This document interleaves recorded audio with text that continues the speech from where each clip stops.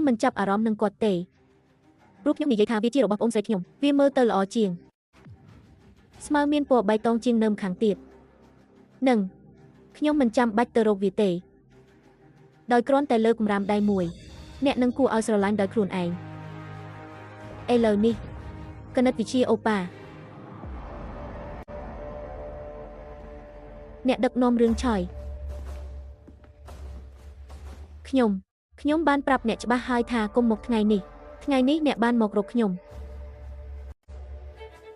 ប្អូនស្រីមីងយ៉ងព្រោះខ្ញុំមិនបានមកហ្គេអនវ៉ាន់អ្នកអាចហៅខ្ញុំបែបនេះបានអូប៉ា